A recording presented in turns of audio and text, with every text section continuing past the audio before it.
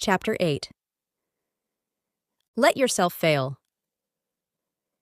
The reason why you are here at this website, improving in ways you never dreamed possible before in your life, was because you failed at achieving what you wanted with women. Listen to yourself before you came to this website. Oh, how I have failed with the ladies. If only I knew what to do. If only I knew the secrets of attraction, love, and women. And so here you are gobbling up more information than ever. And this is good. But do you allow yourself to fail? Or do you go search on posts on exactly how you should act on a date? Do you try to push your comfort zones, or do you read the pages of seduction material for the 4,000th time? Failure is a necessary component of growth. Let yourself fail. Not all the time. You are not the nice guy who crashes and burns without a clue, and does it again and again and again. Don Juans are made by failing, not by succeeding. When you fail, you have information sent back on things that can be worked on. Are you too scrawny? Do you not have fun dates? Is your personality the problem? Do you let yourself have fun? Are you scared of sex? What is it? A failure can help you more than reading every damn post on this board. Failure will aid you much more than the whole of the DJ Bible. Going into Don Juan is not a light switch. You do not stuff this information in your head and become a drone of the ideas here. You need to fail. You must fail. You will always learn more about failing because it won't be hypothetical. You won't be having fantasies of you, being a blazing Don Juan and going from girl to girl. No, you will be out there, which is where you learn everything, and you will fail. This failure points out where you need to improve. But Pook, if I fail, I will lose the girl. For every love that dies, a new one is born. It is a law of nature. Keep the focus on you. So what if you lose the girl? An other girl will quickly take her place. If you wait on the first girl, you will be worse off when you meet that second girl. Fail now. But Pook, I remember the pain before. I am learning this information, so I will not enter that pain again. Let me tell what is more painful. It is getting trapped in a tortuous cycle of devouring more and more information with no action. In this case, the nice guy is more admirable than you because at least the nice guy allows himself to fail. You never let yourself fail, so you will never grow. But Pook, isn't the point of the information to avoid failure? This is the #1 common mistake that makes longtime regulars here still stuck in their cycle. They think the information is going to remove failure. That is not the point. Just as in order for your muscles to grow, you must let them fail, and fill in the void with protein, sleep, etc. So too that in order to grow, not in your mental self, but in your real self out there, you must let yourself fail. And if you do fail, fill in the void with the information and feedback here. But Pook, why should I intend to fail? The point is not to intend to fail. It is to let yourself fail. If you fail with a girl, it is an opportunity that you missed about yourself. Let us repeat it again. Failure is an opportunity. After all, risk is the key to self-improvement. The #2 common mistake here is people thinking that they are not allowed to fail because of all this information they have soaked up. In other words, that if they failed, they really aren't Don Juans. Let me tell you something. Don Juans are not made on message boards. They are made out there. Whatever happens to you out there, no matter how bad it is, come back here and we will help you. You are beyond your nice guy days. But flaws can only be removed by confronting them, never by masking them. But Pook, I did what you said and I had great success. I was hoping I would fail so I could improve, but damn it, I succeeded beyond my wildest expectations. I was looking forward to failing so I can improve, but the hot chick accepted my advances and dates. How could she do that? Now you see the point of it all. Even though there are tons of posts that say not to fear rejection or that she is missing out on you, you still are scared of failing. Failure is actually a good thing since it helps you grow. It is good to imagine success, but do not fear failure. Embrace it like the gift it is since it allows you to grow. For if you don't fail now, you will fail later on. Get it over with. It is a win-win situation. So go out there and let yourself fail. How I came to this site was because I failed badly with the woman I wanted. Looking back through my Pook years, I see that the times I failed was when I got my head snapped on straight and truly changed. Turning a failure with a woman to make it a learning experience, just one bump along the long road of success, sounds good in seminars and all. But you've got to risk, you've got to roll your dice. Nice guys are nice because they don't want to fail. Why else do nice guys listen to womanly advice? Why else do nice guys give chocolate, flowers, poetry, etc.? To the woman? They certainly don't do it out of a spirit of love, though many do, these infatuated chumps. Many do it because they think it is the routine, and they don't want to fail. They want to play it safe. "May I kiss you?" the nice guy asks. He doesn't want to make her uncomfortable. If this nice guy risked failing, he would just kiss her and go for it. He could be slapped, or she could say, "Thank God, I thought he was gay!" And all is good. Some here still act like those nice guys with the only difference is that they listen to men instead. You've got to sprinkle risk in your life. As Anti-Dump said, you do want to protect your heart, but some are so scared of failing that they literally cocoon their life. To the loners, you know who you are. You don't think you are good enough, have the right things, do the right things, etc. to let a woman into your life. But you do. You loners aim at your comfortable world, but do so at sacrificing long-term happiness. Let a woman into your life. You'll probably enrich her life more than you think, and she will definitely enrich yours. To the shy guys, you know who you are. You are worried what others might say, what she might think, what everyone might say. But the truth is that you could walk in front of a bus and you'd be forgotten in a day. No one is going to care that you lusted after a chick. Even chicks forget. Go for it. Yield to your desire for once. To the addicted to so suave crowd, you know who you are. You read more and more and more and more and more information. Yet, there you sit in front of your computer. The information you see, it is a novelty, something new for you to think about. But once you go out and fail with the ladies, all the information literally changes. Rather than being a novelty to think about, like some new philosophy to adopt, it becomes addendums to your battle plan. You exit the world of theory and go out there. Since that is where the chicks are, only feminists reside in the world of theory, and you don't want those anyway. Everyone came to this site with problems. This site corrected many of them. Alas, the site also created a few new problems. One of them is that guys are scared to fail, especially with all this information around. They think that with this information that they won't fail. It is fun to fail and is the zeal of life. Let yourself fail. Also, failure is the only way to trigger metamorphosis. Quote, "You can keep on trying to do something, and although you may not make it the first few times, you have failed only when you hit the dirt and refuse to get back up and try again. Only by failing can you succeed. Don Juan Ing is like a dance. You can learn all the steps, but unless you go out and trip yourself or step on her a couple of times, you will never ever dance.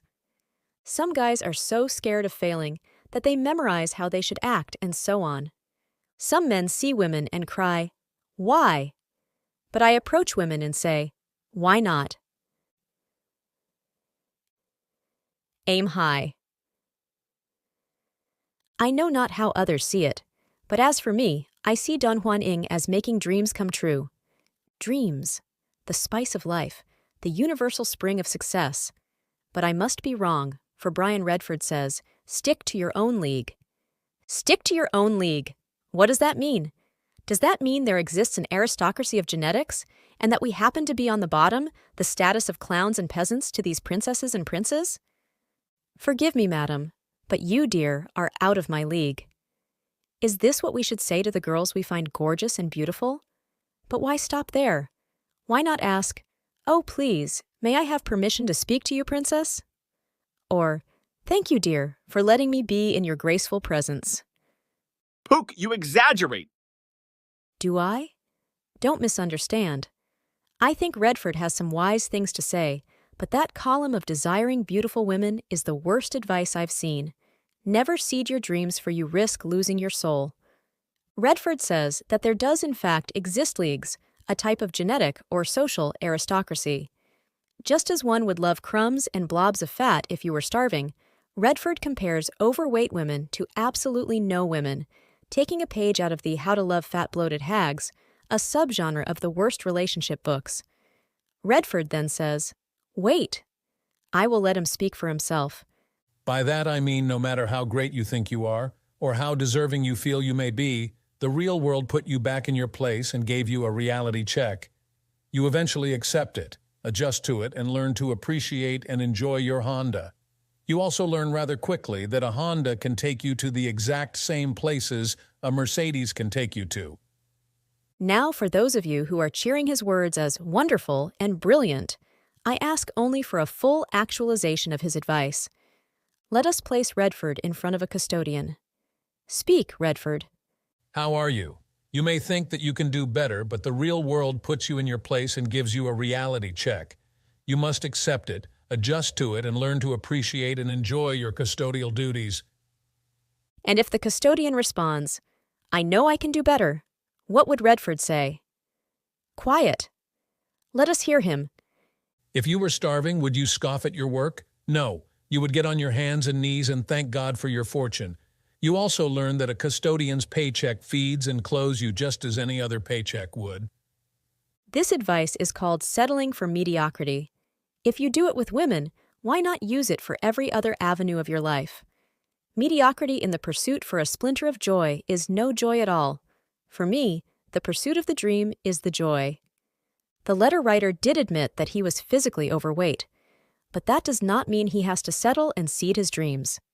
I, for one, would not want a Mercedes or a very nice car since I know it would be stolen. But if you want a Mercedes, just go get one. There are no limits to what we can accomplish. A friend of mine is also faced in a similar situation. He is 26, lives with his parents, works at the same grocery store for more than half a decade, has no long-term plans for the future, doesn't work out, and demands a beautiful woman. Obviously, he is caught in a bubble of fantasy. There is nothing wrong with going for high standards, but there is a catch. It is this catch, when not obeyed, will keep you in that bubble of fantasy. In fact, Shakespeare has saying on it in which he says, The catch, Pook. Get to the catch. Very well. Here it is. The high standards you apply to your desires must be applied to yourself. Do you want a woman who is not overweight? Then you must eliminate your overweight. Do you want a woman who is intellectually brilliant? Then you must hit the books, read the classics, think, and expand your mind. Do you want a woman who is athletic? Then you too must become athletic. Try, if you want, to get a woman who is better than you in these traits. You may or may not succeed, but only demand that which you can reflect as well. This forces you on the path of self-improvement. Let me tell you a story. In my late nice guy phase, I fell infatuated with this girl. Yeah, not uncommon, I know. And like every nice guy, I dreamed of our blissful future. When I would get around her, I become very tense with butterflies in my stomach. Oh, how I dreamed about her. More important, I dreamed about us. So I eventually bit the bullet and asked her out. Guess what her response was? No. No. She said no. My soul buckled, and I was literally crushed. Later, when I shrugged off that nice guyness, I was looking for a girlfriend. I thought a break came when a girl, a bit homely, had fallen in love with me a few months later. I thought, should I go for her? Then I realized, no. Later, I realized that she and my crush were good friends. I eventually found out my crush tried to set us up. I knew I could do better, and I did. By focusing on my interests, on my goals, on my improvement, everything changed. Other girls started to take an interest in me. Soon, I became the biggest mystery.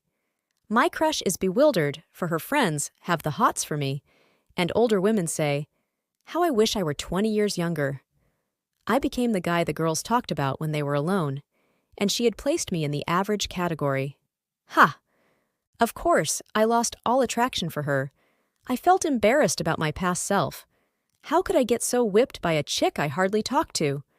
Now it doesn't matter, for I have the mindset that I'm going to win the world. Perhaps you can relate to the story. But the point is that I disagree with Redford in this. The fault is not in the standards, it is ourselves. The failure is not in our high standards, It is failing to apply those standards in ourselves. There is an aristocracy, but it is not an aristocracy of genetics. It is an aristocracy of will and passion. Name any name in history, any grand person in present, and see if it was their drive that got them where they are. There is no lottery of life.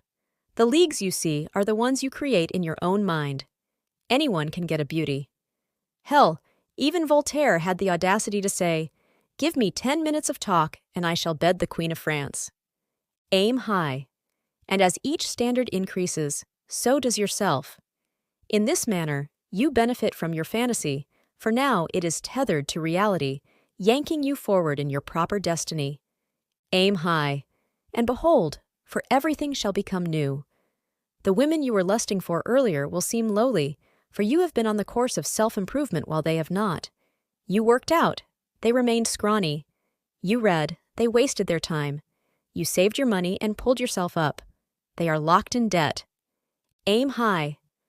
For Redford says, your life depends on it, and he is more correct than ever, but not in how he means it. Here is your choice.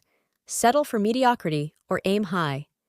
The former is simple, can occur right now, and only requires the selling of your dreams. The latter demands rigor. The higher you aim, the more rigorous, but your dreams can come true. Aim high. For Strindberg says, I dream, therefore I exist. For to dream is to become. On Kino. Originally posted by Deep Blue. Quote, I've noticed that the concept of Kino is almost as widely misunderstood as neggieing. So many newbies rush out there with neggieing as wild knights to destroy the hot chick's castle like egos. Likewise, so many newbies get creepy with the Kino. You're right, it is misunderstood. These are subtle tools, not sledgehammers. With anything, keep your attitude light and fun. If heaviness weighs down your spirit, don't go experimenting. Quote, So I wrote this to provide some added insight into what is really going on with Kino. Hopefully it will be of help to those who are interested. I am interested. Speak on, Mr. Deep Blue. Quote, The common view of Kino is that you're giving the woman pleasure and that this arouses her and makes her attached to you. If this is the common view of Kino, then there is a problem. Quote, That is certainly true. No. Saying that Kino is to give the woman pleasure? Why is the focus on the woman? No, the focus must be on yourself. Yes, she should find pleasure in the Kino. But you should find pleasure in the Kino too. You touch her because you want to, not because she wants it. Why? Because she wants to be touched and flirted with by every decent cute guy. We are not play toys for their endless appetite of sexuality. Quote, And we're lucky we live in a time when doing Kino with a woman is considered acceptable as soon as you start getting to know her. In older times, guys like Casanova had to be extraordinarily seductive with their words, just so they could get to the point where they could begin to use Kino. Nah, the seduction of women hasn't really changed. The same rules apply. The only real difference in this age is that ugly chicks don't have dowries. How else can you get a man to marry them? And most women are financially independent. Also, males are afraid of being men and scared of their own sexuality, the AFC. Did you know that half of all the marriages in the British colonies of North America, right around the War of Independence, was when the woman was already pregnant? These were the Puritans as well. Our ancestors were Don Juans. Why not we? Quote, But the key thing to understand about Kino is that when you initiate it with a chick whom you're just getting to know, is that it isn't merely an arousing stimulus, it also challenges the barriers between you. So true. If I ever read another post that says, she did X and Y, then Z. Oh, and look at how she did M and then went and N. Does she like me or is she being nice? The answer is, did you touch her? Kino always has a sure answer, as well as asking her out. But she can date you to be polite. She cannot fake her reaction to Kino. Kino is a great way to test their interest. Girls that don't like you or find you neutral will not like you touching them. Usually when I Kino a girl, it is very subtle. Everyone else in the universe thinks it is innocent. However, if a girl believes that you are being friendly versus liking her, She will choose to think that you like her. Thus, any Kino is interpreted as liking her. She usually then rains Kino back on poor Pook. She'll rub your arm, rub her body against you. Anything. Whatever you do, do not Kino girls that you are not interested in. I have done this, and these girls obsessed about me to the end. One planned out our marriage and all. Kino is that powerful. In fact, Deep Blue wishes to speak. Quote, The presence of those invisible barriers which you both maintain in your minds is really the key difference between being lovers and strangers. in your mind. Yes, not in her mind. Women fall in love with their bodies. Men fall in love with their mind. It is from men that the idealized love springs from poetry to sculpture to paintings, etc. Yet, if women are caressed the right way, touched in the proper manner, at the right speed, etc., then they are yours. This is why women want men that are experienced, because they want to feel that way. Women have no concept of idealization from the virtue of virginity or maidenhood, etc., except in relation to society. Men's sexuality is focused and concentrated within his body. With a woman, her sexuality is diffused throughout her entire body. All touch to her is sexual, since she is entirely sexual. Quote, Typical AFC behavior is to respect those barriers too much and to never challenge them. That, by definition, maintains the barriers, leaving them in place. Doesn't matter how well he gets to know the chick. If he leaves those barriers in place, he will never be her lover. That is why he ends up in the friend category. AFC is scared of his sexuality. He is scared of carnal embrace. Quote, Because he actually reinforced the barriers instead of destroying them. No, because he acted like penisless ape who has money, can speak, but is some bizarre androgynous. It is men that create the barriers. If men would embrace their own sexuality, dress better, be athletic, act like a man, exercise the muscles, etc., then women will jump on top of you. This is what the PUAs must realize. It is not that they are pressing the woman's buttons. They are merely disarming the barriers, letting real women, not domesticated women, out of their society-reflective cages. If I do this, I will be seen as a slut, etc. That is put to sleep. Women want union all the time. Even if they are married, pregnant, engaged, or have a BF, they want you to be sexual towards them. But this doesn't mean you should. Alas, I am moving away from the Kino topic. Go on, Deep Blue. Go on! Quote, Anyway, the next level up from AFC is to realize that you have to crumble those barriers, so you work on them. But you're still leery about causing any anxiety and still a bit nervous about challenging the barriers. Nervous about the barriers? It is nervous about realizing your own sexuality. Quote, So you look for excuses to touch. It will still be interpreted in the woman's mind as, he wants to have sex with me. She will see through the excuses, right, ladies? Quote, Or you reach out and caress her, but it has a slightly rushed quality because you're trying to mask some underlying nervousness. But ultimately, where you want to get to is the point where you recognize that for a woman, the experience of having you challenging the barriers is not only a source of anxiety for her, but is also a source of excitement. And the idea is to shift the balance so that she experiences more excitement than anxiety. the excitement comes from you. If she is experiencing anxiety, it is your fault. Women are reflective in nature. If I take a nice guy with me to the Women Fest, this is what happens. How are you ladies? I am the Pook. She shivers with excitement. Oh, it is a Pook! She and I are having a fabulous time. She is happy and smiling. My nice guy dork friend just looks sad, confused, bothered, angry, sad, depressed, sad, confused, and so on. She looks over at the nice guy and her face falls. Her mood instantly evaporates. Go in happy and she will be happy.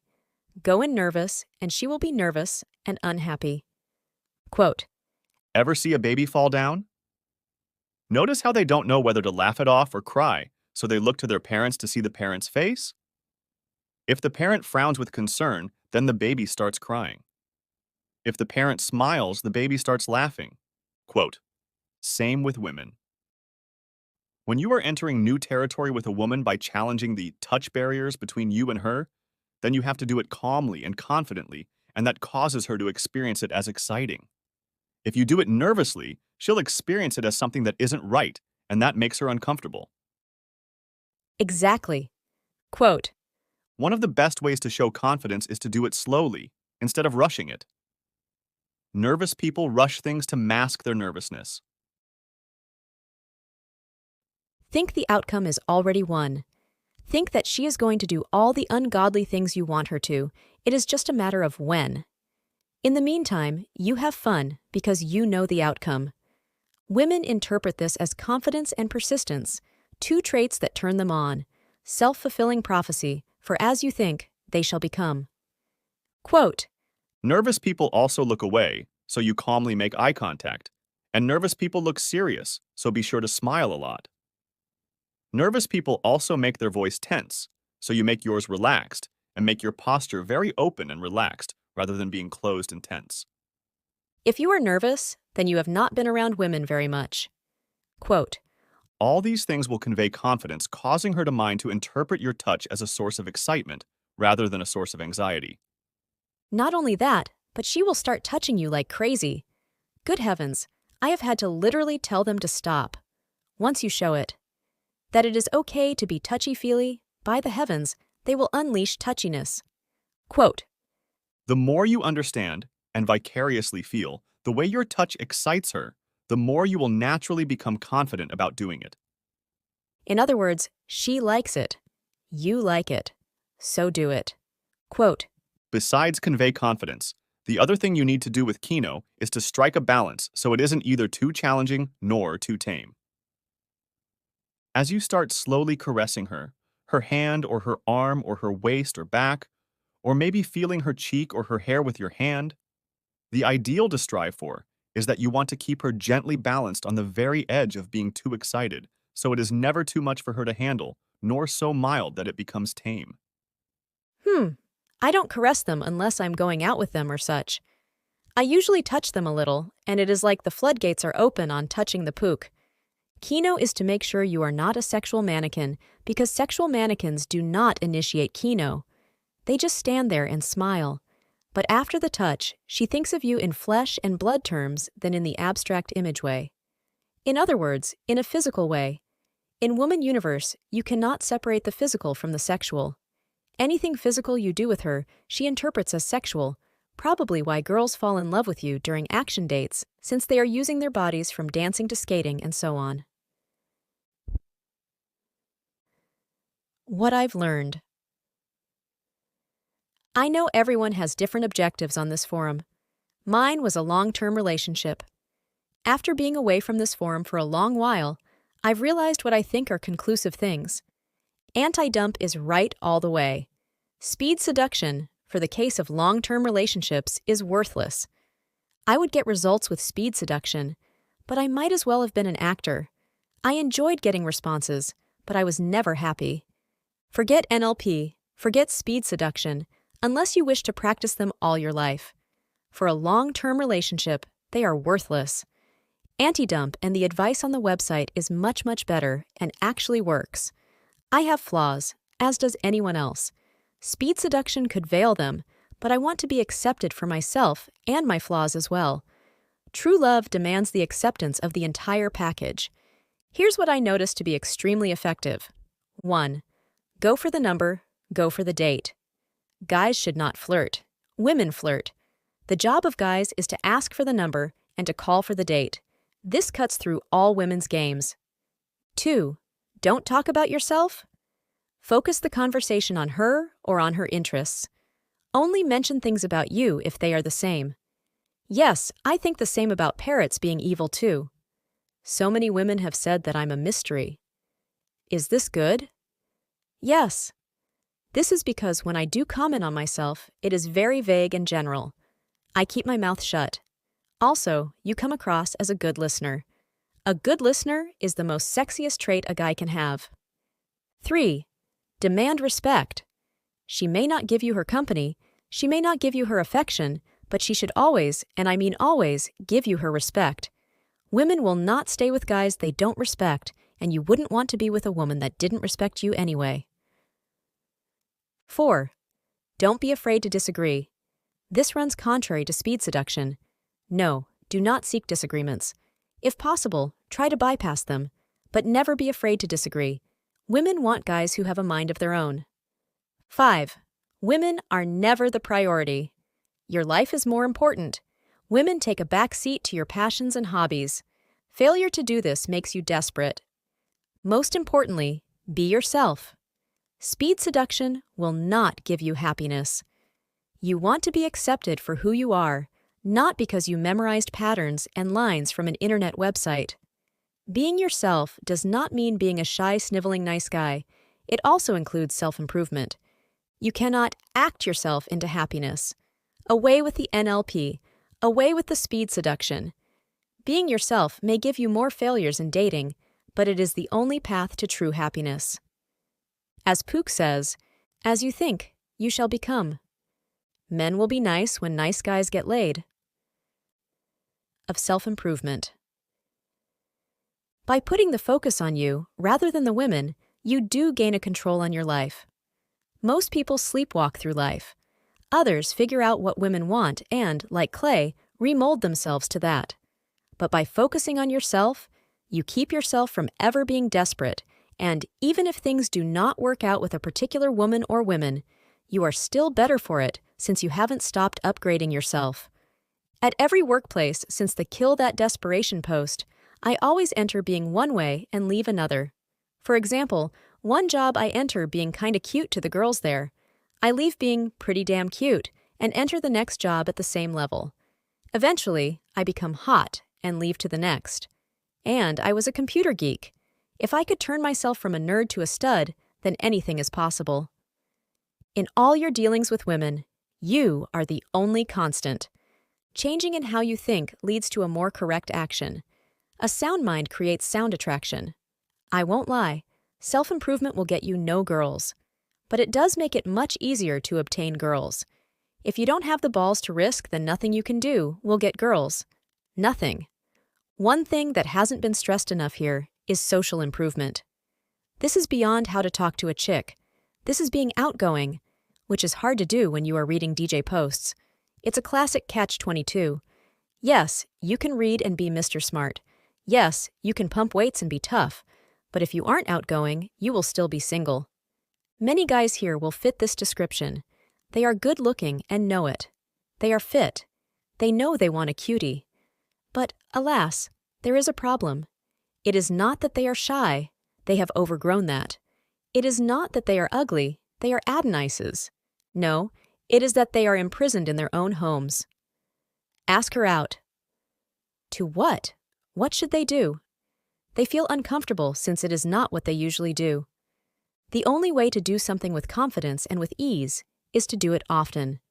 The Don Juan is not a mental trick, NLP, or script, but a habit. Aristotle says, "We are the sum of our habits." You cannot read what is on this site and expect results. Habit is central, and habits change from how you think. To those guys plagued with an icy fear on what to do when dating and all, they should date themselves. Literally, try taking yourself out. What would you do? What is the plan? The focus is fun. If usual dates don't come to your liking, then choose what you want to do. But Pook, she may not like what I want. But you are the focus. As Auntie Dump always said, she must like your date ideas. If she says no, then oh well. If she does, then you two like doing the same things together. Dating is a machine to cycle through all the chicks and get you the one that fits. It is not a bending over backward to please the girl and woo her. Of seduction. It can be wise not to seduce too fast, to not get her between your sheets ASAP.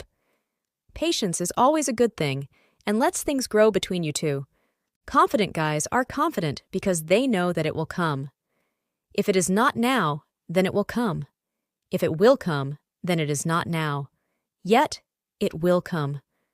I think patience has been the biggest element to my success than anything else. Of risk. Why are you here at this site? For most guys, it is because they fell in love with a woman who tore his heart to pieces. Now they devour Don Juan material, so it can never happen again. They never emotionally risk again. They just utilize scripts and philosophies. Emotional risk is not stupid AFC stuff like calling all the time. It is not getting sappy. It is putting your ego on the line. Why should you do this? Because there is a greater risk than if you don't. Why have a woman if all of you don't invest some of your emotion in it? It ruins the fun and the love. But Pook! You said be desireless! Desireless means controlling yourself rather than having her control you. And this is at the beginning. After a while with a girl, you should want to put some emotional attachment in. But what if I get hurt? Then you still win. Would you be here at this forum, learning how to be a Don Juan, if you got the woman you wanted? You should thank the girl you didn't get, because now you are a Don Juan. Imagine if you were an AFC for your entire life. Yuck!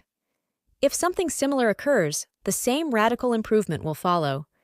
Do not use DJism as an armor for the risk of emotional attachment. DJing is a tool to a goal. The goal is not DJism itself. Dating is a win-win. Do not look at women as a win or lose game. The goal is to find a woman you love and one who loves you back, without either settling. The goal is not to make every chick like you. The goal is to make yourself happy. Think of it as a weeding out process where the one is at the end. Every breath we take brings us one closer to our last. What are you waiting for? For yourself to become perfect? You never will be.